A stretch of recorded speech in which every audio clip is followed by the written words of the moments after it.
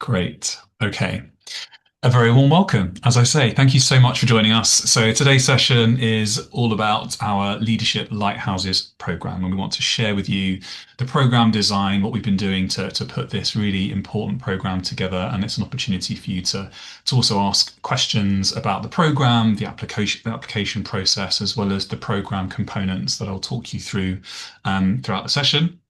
We have a number of colleagues on the call today from Claw Social Leadership, as well as three members of our steering group who you'll hear a little bit from um, during the session. Um, so the plan for this morning, and we've got until 11:45, but we'll probably only need about half an hour. We just wanted to give you the space and time to ask as many questions as you need or to dive into as many bits as necessary. So we're going to start really just by kind of grounding us in why we're here, what we're about as Claw Social Leadership, as one of the people that are enabling this important program to happen, but also the mission and purpose of Leadership Lighthouses. Then I'm going to talk a little bit about what the program is, what are the components, how does it work, the shape and duration of the program journey. And then we'll get into the application process, eligibility, as well as I say, an opportunity for you to learn about next steps and to ask questions. If I could just ask those of you that have joined that have got your mics on to just mute those for a moment so that there aren't any audio disturbances, that would be great. And then, of course, when we come to questions, please unmute and share.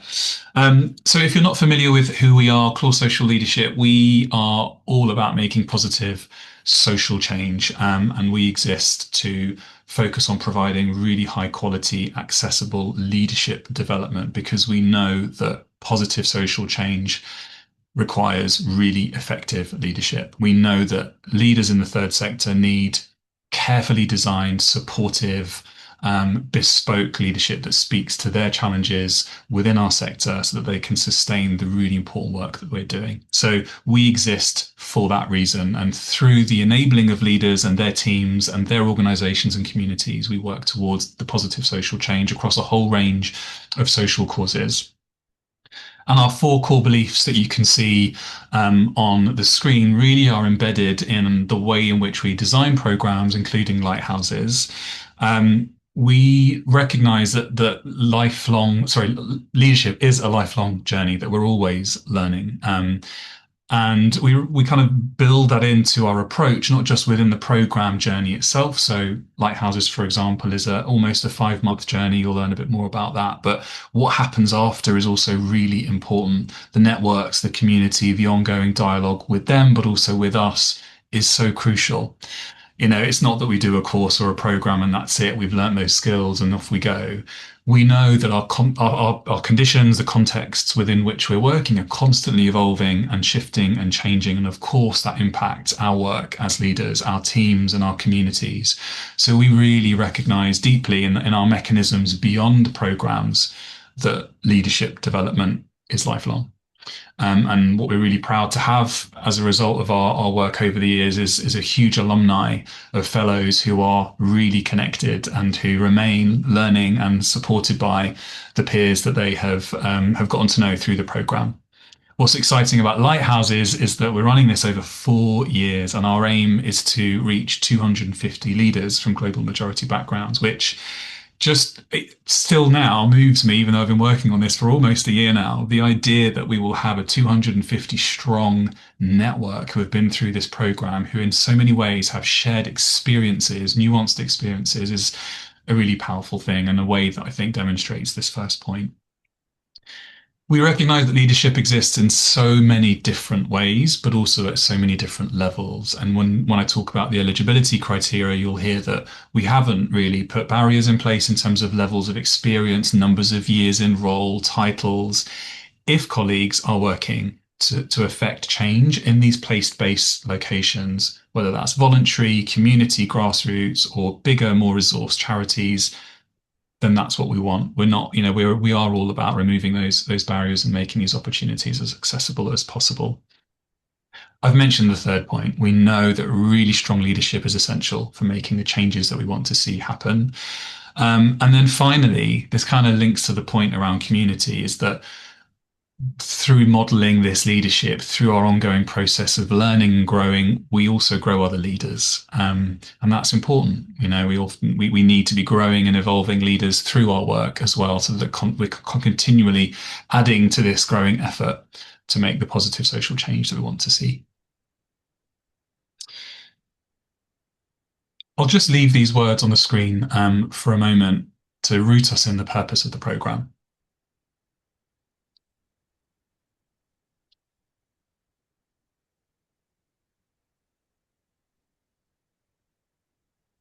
This really is about harnessing, celebrating, and strengthening the already incredible work that global majority leaders are doing to make these positive social changes. But this program seeks, in a really new, innovative, but much needed way, to build components and programs to bring in voices, facilitators, and experts that speak to those specific challenges.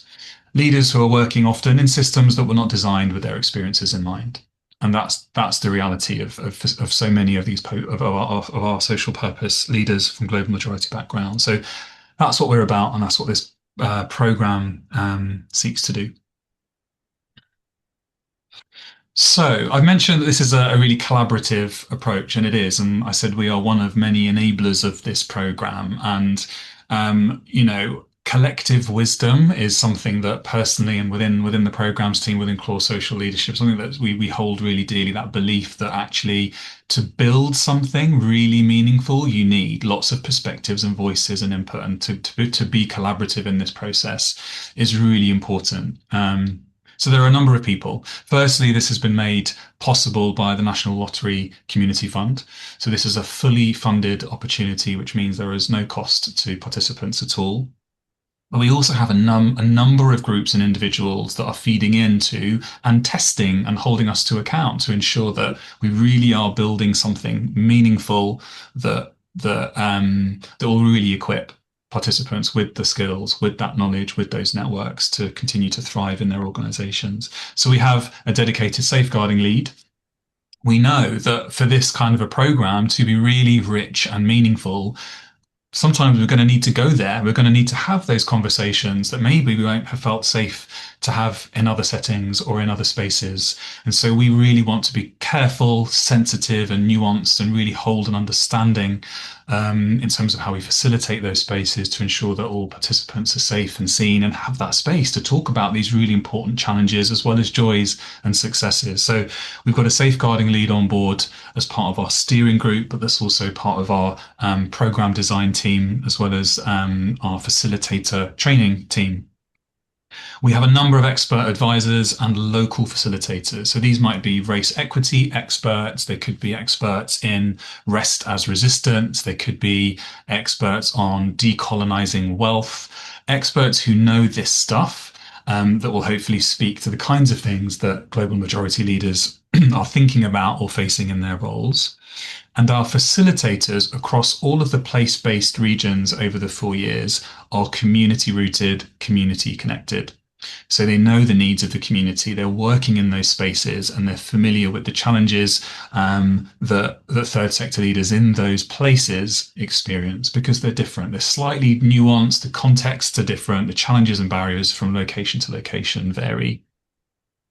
We have a steering group, and I've mentioned that, and we've got three colleagues here who are going to say a few words in a moment.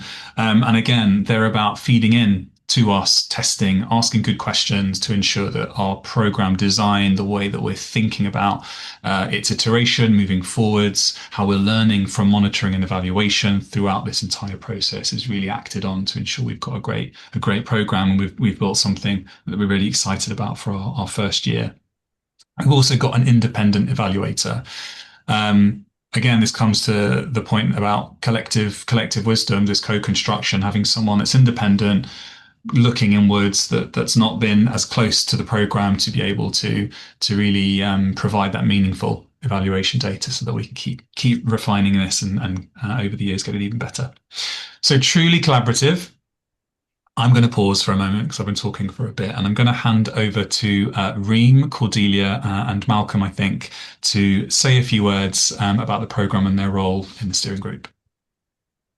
Thank you, Amit, and big warm welcome to all of you. My name is Reem. I am based in Cambridge. I've been working with Claude for a couple of years.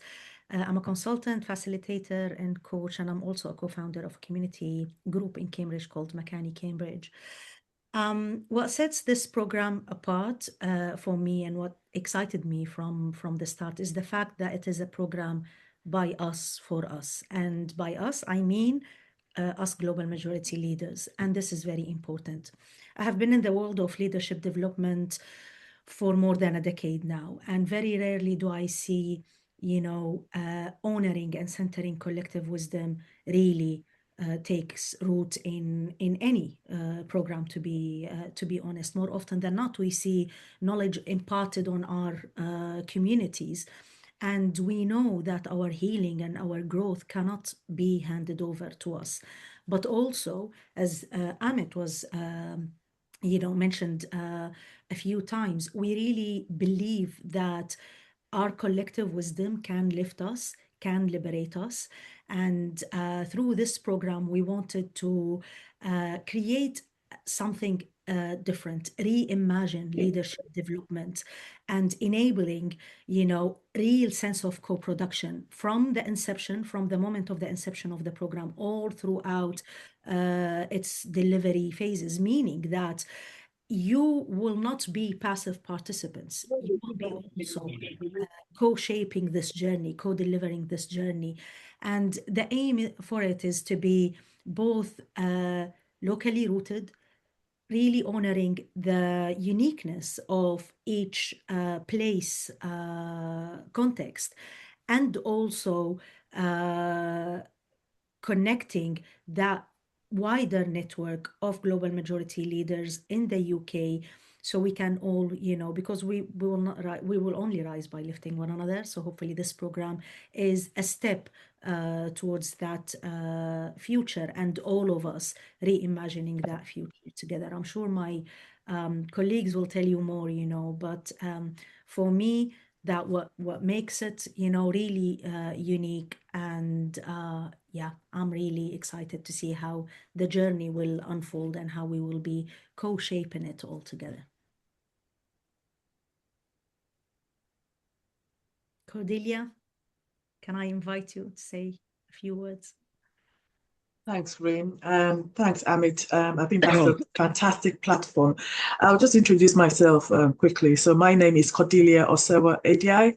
I'm a 2015 Plus Social Leadership Fellow, and I'm a consultant. So I work with other leaders across different sectors to develop leaders within the organizations, but also to address the issues that prevent systemic and structural issues that prevent people from feeling a sense of belonging.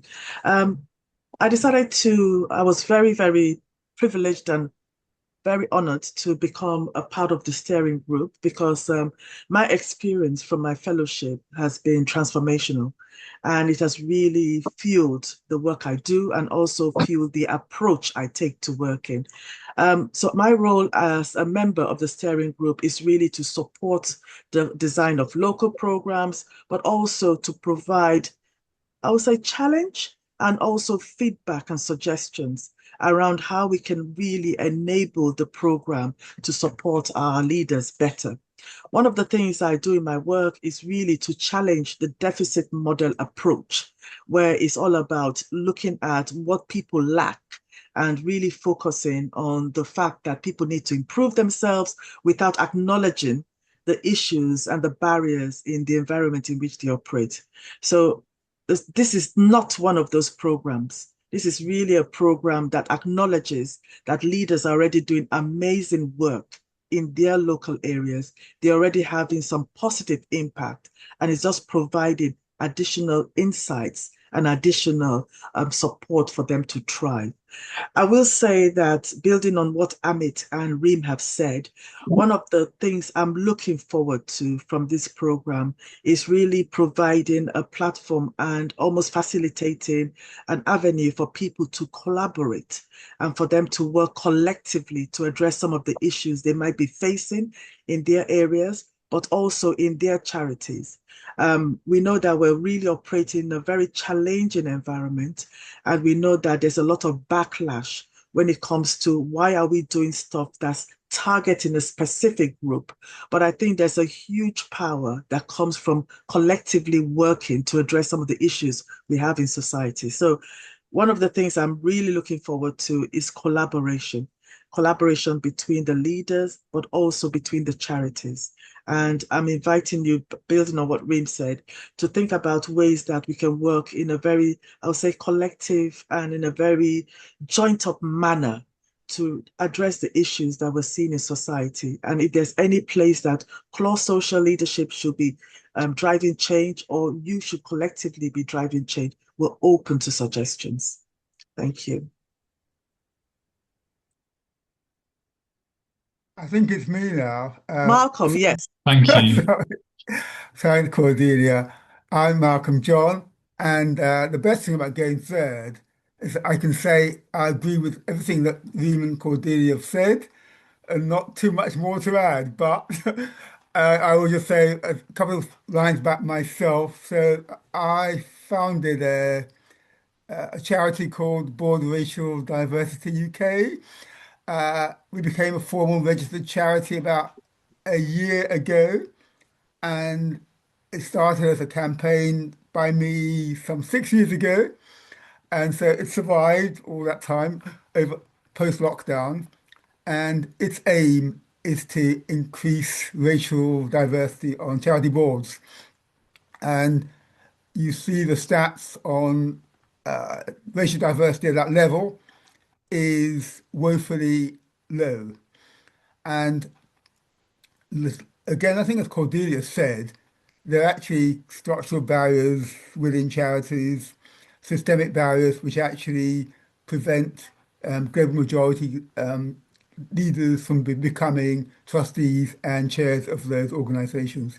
So I think the challenge is how you address that. And actually, the problem lies within the charities themselves and not within people like yourselves who are actually doing amazing jobs who are within your own environments.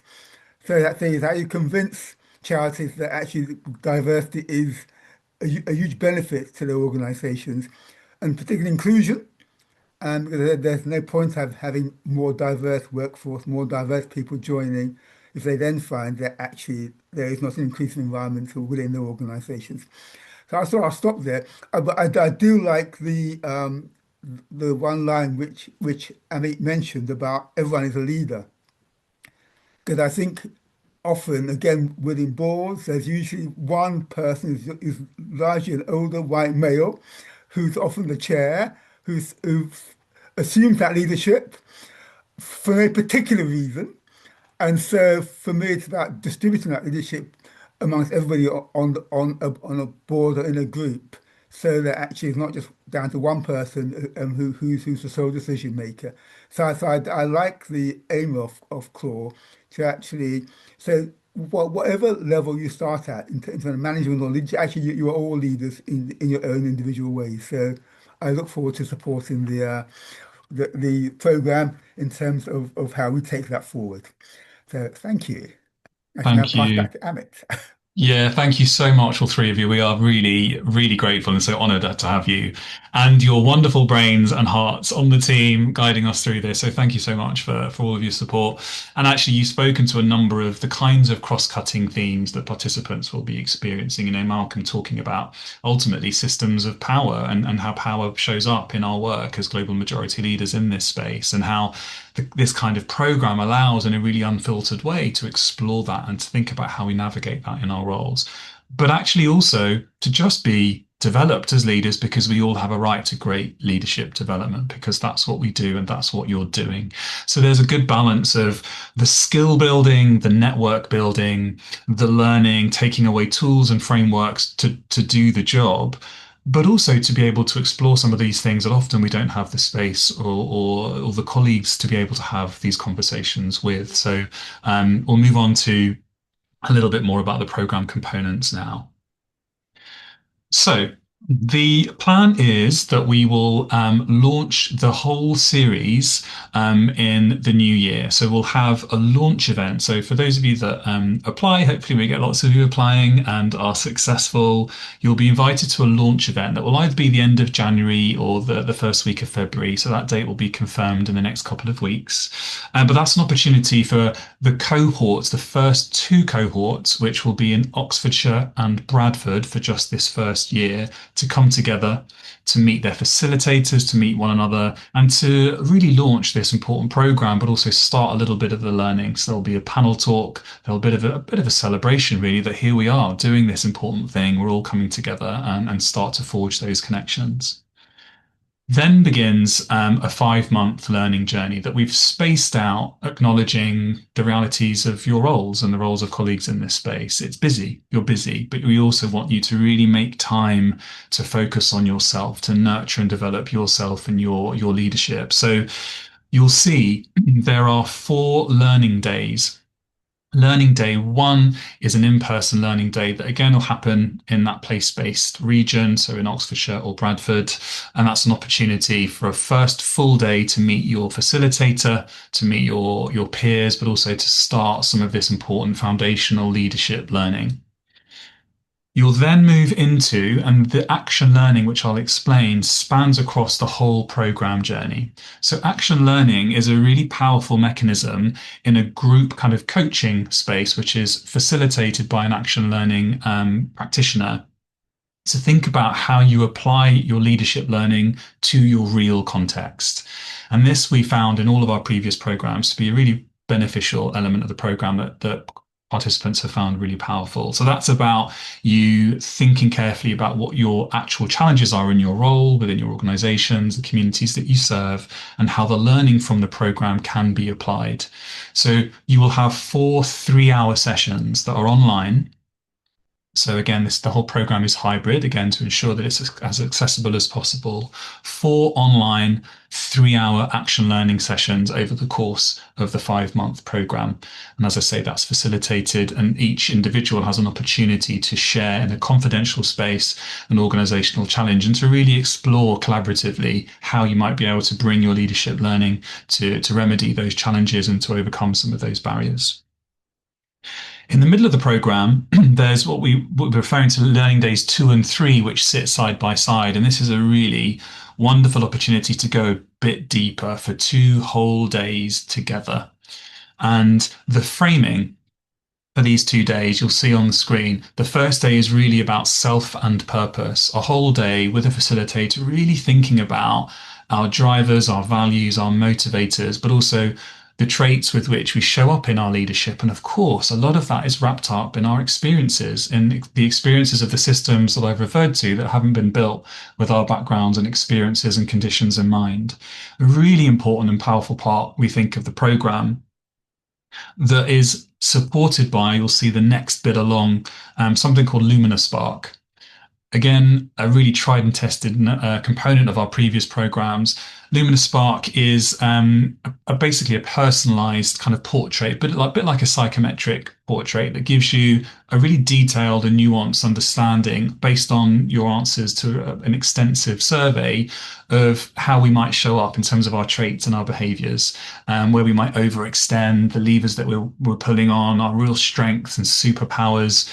And that is one of the tools that allows us to have that kind of deep learning experience on day 2 around self and purpose. So you'll come away with your own personalized portrait that you will be facilitated with a Lumina Spark practitioner to be able to unpack and understand in terms of its application to you and your journey as a leader. Day 3 is all about focus on leading change. And that's where we bring in basically a focused session on strategic leadership, leading change, but with a real awareness of the complex context that we're all working in. So learning days 2 and 3, an intensive opportunity to work on these 2 areas together. In some regions, these might be residential, depending on the context. In some areas, it might be that there's a lovely big dinner in between the 2, and there's a real opportunity, as well as the learning, to connect. We really want people to connect, to build a network of peers, friendships, professional connections that you can really take forward post program. And those 2 days in the middle really enable a good blend of that learning, but also that rest and that connection. Throughout the 5 months, there'll be a number of online themed workshops, and they might touch on some of the specific themes that we have mentioned here that will be on the minds of lots of social purpose leaders, including the funding landscape, including governance and what boards look like, for example, as mentioned by Malcolm. So we've been working with our local facilitators to try and unearth what some of those local issues might be. So the Bradford context is quite different to the Oxfordshire context. In our future years and future cohorts, we'll be going through the same process to try and unearth some of those common themes to make sure they're addressed also within those workshops. And they're little 1.5 hour workshops that you're able to log on to via Zoom within your working day.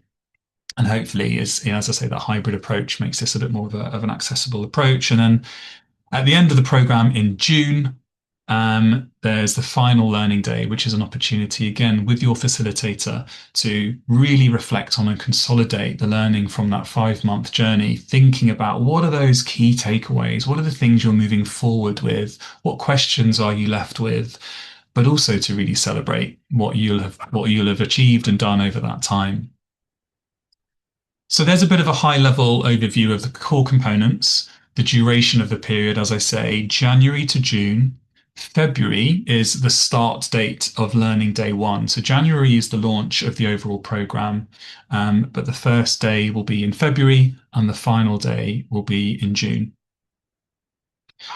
Those are the key components. And as you'll see, there's a real blend of in-person, online, facilitated, self-guided, and then you've got the action learning as well. Moving on to eligibility, I've already mentioned that we want to remove as many barriers as possible, and one of the ways that we're doing that is not stipulating the number of years that are needed in leadership experience or in any specific kind of role. We want colleagues who are working towards social change within Oxfordshire, within Bradford, and that could be a voluntary role. It could be that they are charity and non-profit leaders at different levels. It could be they're grassroots. If you are influencing change, if you are able to drive forward change in a strategic way within communities at a number of different levels, then we would love to see an application from you. We've mentioned, of course, that this is focused on those from a global majority background, and we've got on our website, I think Cara will pop in a link to the application pages, but you'll see a bit more detail if you're unclear on exactly what that means. But I can say what our website says, which is that our definition, the shared definition of global majority, is leaders who identify as Black, Asian, of mixed heritage, Indigenous, or from other communities, racialized as non-white in the UK. And we're really clear about that. And that's what we are really proud of, because it's this kind of program with a real clear focus on these leaders' needs that is much needed, particularly at this time. So that's pretty much it in terms of the eligibility criteria, but you can always reach out to us if you're not sure, if you want to just sound it out, if you're in a role or you're doing something voluntary, you just want to check whether this is right for you. We really do welcome emails. We'll jump on a call, we'll speak to you, we'll sound it out. We'll talk it through. So we're giving you these guidelines, but we also understand that you might come away from this and think, is this for me? Is this going to speak to my kind of work and the role that I'm in? Please do let us know. In terms of next steps and key dates, so currently the applications are closing on the 12th of December, so you've got a few weeks. And the plan is, before we kind of wind down for the festive period, that we'll share outcomes on those applications by the 19th. I've given you a sense of the general timelines, sort of January, February, and then finishing in June, but we'll share the exact dates in that email that applicants receive confirming their place on the program. So you'll have a real clear overview of exactly when all of the sessions are happening so that you can get those dates in your diary. We really know that colleagues in these roles are super busy and often really stretched. So we want to give you as much notice as possible with those dates, and you'll get that hopefully by the end of December. And as I say, at the bottom here, there's our email address, which will also pop in the chat. Just drop us an email if anything comes up. If you'd like a chat or you're not clear on anything or the eligibility has prompted a few questions, then please do let us know. We also have a moment now, though. If there are questions that have come up, I'm just going to keep an eye on the chat as well. I think Cara's really kindly, yeah, awesome. So there's an opportunity here to ask questions. Feel free to unmute and share if you feel comfortable doing so, or please do use the chat and we'll answer as many as we can here. But I can see Cara's popped the email address in there as well.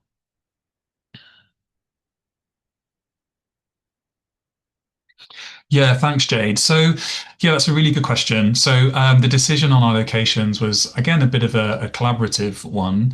There are a couple of things that came into mind in terms of where there is a need in terms of demographics and the number of leaders, perhaps, that identify within this criteria, but also perhaps where there is a lack of programs or structures like these. Feedback from participants over the years suggests that these kinds of programs sometimes can be quite London centric, although in the future we will absolutely have an opportunity, I think, in London. We wanted to start in areas where we know there's a need, but perhaps a lack of opportunity and structure for these kinds of programs and these kinds of spaces. So yeah, we it was a blend of data helping us understand the kinds of organizations, grassroots, as well as bigger charities that exist in these spaces, some of the challenges that exist there, but also how there is perhaps a lack of structure and support of this kind in those areas. And then, yeah, I know. So you're not based in these areas, but hang in there because next year we're going to be sharing our plans for the next few cohorts. And so there are going to be 10. And the plan is that we move across as much of England as we can so that we can reach as many leaders as possible. And what you've learned today, I'm sure will be very similar to the program that hopefully you apply to when it comes to your area.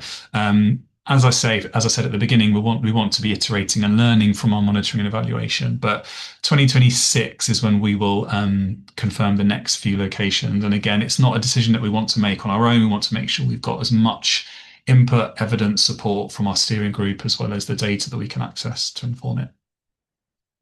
Thank you. MJ.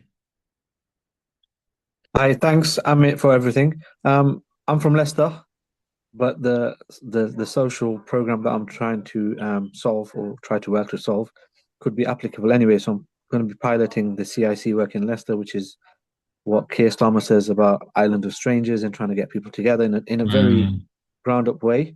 Do you think traveling up, because it's really something I want to leadership wise is solve, but is it something that you think I can travel up for? That's a great, yeah. Firstly, it sounds amazing what you're doing. So congrats on this initiative. I think so what is important is that a proportion of the work that participants are doing serves the communities within Oxfordshire or Bradford.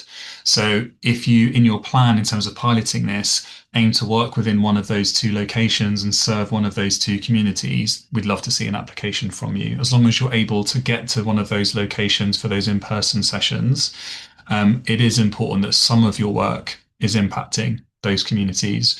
And if that isn't the case for the first year, it might be worth, hanging on a bit and seeing if we come closer to Leicester in the future. But if you can build in, or if the plan is to serve communities in some way in these areas, then this is one of these places would be great for you. Thank you. No problem. I'm just picking up a couple of others that have come here from Rana. Thank you so much. Yeah.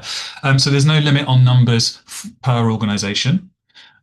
We have around 25. We could push it a little bit more, but there's around 25 participants on each program. So from our experience over years of kind of delivering these, we find that's a good number. It's not too big, but it allows for like rich conversations and smaller group activities. So yeah, we're aiming for 25 per cohort.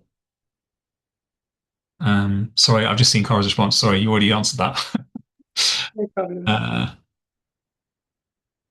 And what else have we got here? Thank you, Janine. Yeah, that's a really important point for us to take on. So we're actually going to be meeting in the next few weeks, thinking about future locations with our steering group. That's a really valid point. So thank you for sharing that. Can you give examples of what you consider to be influencing change in communities? Yes, I mean, some of it, so advocacy often comes up. How do we advocate for our communities? What does that look and feel like in terms of communication? But also, particularly for global majority leaders, how does it feel to show up in a space that might be predominantly white or that you might not see yourself in or hear yourself in? How does it feel to have to be code switching in these different spaces? And what does that mean for your work and your ability to lead change? But also just in leadership, irrespective of those characteristics, how you can, for example, affect collective change. So influencing change in communities, a lot of the work is thinking about how you can identify other organizations and other efforts that are working towards a similar goal and actually collectively shifting the needle by joining efforts. And sometimes fostering that cross-community collaboration can be a really powerful way of doing that. And we've seen through case studies following our programs that leading to real impact. So just to give you a flavor of two things, advocacy and joining forces cross-community, working towards the same thing. So successful in the program. So mandatory requirement for Claude to be able to share the impact of our individual. No mandatory requirement at all. We seek your permission to share and use the impact that the program might have led to. So there's always consent in terms of whether you'd feel comfortable with us using that. We'd love to learn about your experiences, of course, because that helps us understand how our program has helped you on your journey. And yeah, in terms of the online public facing comms, no, that'll be absolutely by consent. Yeah.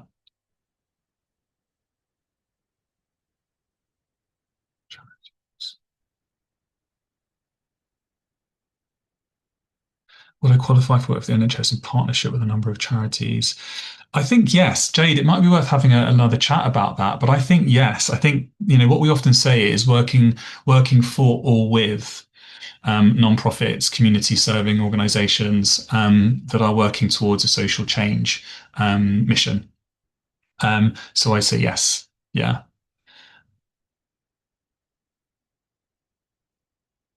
Thank you, Rochelle. That's a great question. I think my initial response is yes, but I would just reflect or invite you to reflect on where currently you have experience of leadership. And I say that because the program components rely on us reflecting on our experience of leadership so far. And it's about thinking, it doesn't need, as I say, it's not about having a certain role. You don't need to be a head of or a CEO or a deputy CEO, but it is about thinking about where you might lead change. And that could be through a project manager role. If there is a community focused project that someone is leading and has coordination and oversight of that's working towards a social change, then that's a form of leadership. You're influencing a change that will serve communities. And the final one here. Grassroots CSE. I'm just going to ask that last, if you didn't mind, the person who shared that final one, just to clarify the question there. I was just wondering if we'd be like to advance, because we've been kind of working in the community for a really long time. There's quite a few leaders within our group, but there is certain areas of our work that we'd just love to maybe get an insight on. So I just wanted to, would it be tailored? Would we, is it like a standard thing that you teach? What? I just don't want to be repeating things that we've already kind of gone, because we've had quite a few bits of input from other organisations.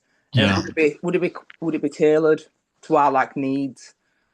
Yeah, that's a really, really good question. So we in our program design, we are anticipating a kind of a real diversity of levels of experience and roles, including organizations like yours that have been doing this for a while. And so the way in which we're designing sessions, but also prepping facilitators, is to speak to those different levels of experience and needs. So what we do once we've got our applications in, we develop what we call a biopack, which means that our facilitators have a really deep understanding of the organizations participants are from and their levels of experience. So we go into those sessions with a really deep understanding of, okay, this colleague actually has been here and done that.